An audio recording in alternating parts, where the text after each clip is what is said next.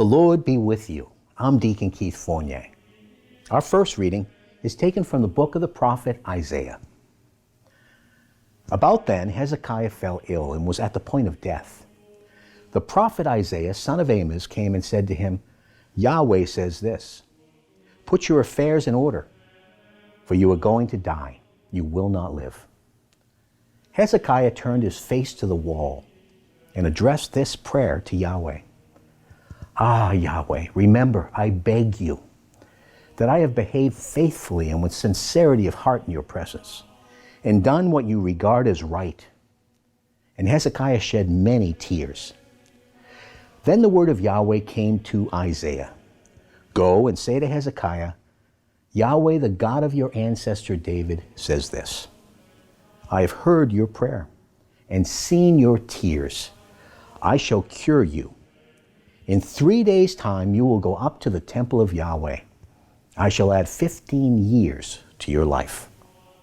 I shall save you and this city from the king of Assyria's clutches, and defend this city for my sake and my servant David's sake.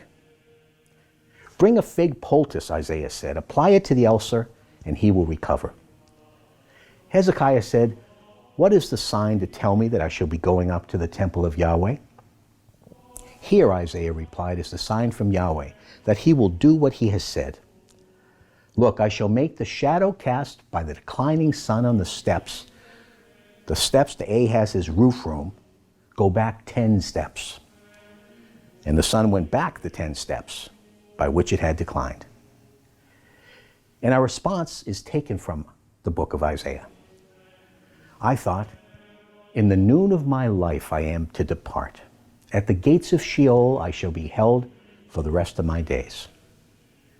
I thought, I shall never see Yahweh again in the land of the living. I shall never see again a single one of those who live on earth. My home has been pulled up and thrown away like a shepherd's tent. Like a weaver I have rolled up my life. He has cut me from the loom. From dawn to dark you have been making an end of me. The Lord is over them, they live, and everything in them lives by his Spirit. You will cure me, restore me to life. And a reading from the Holy Gospel according to St. Matthew. At that time, Jesus went through the cornfields one Sabbath day.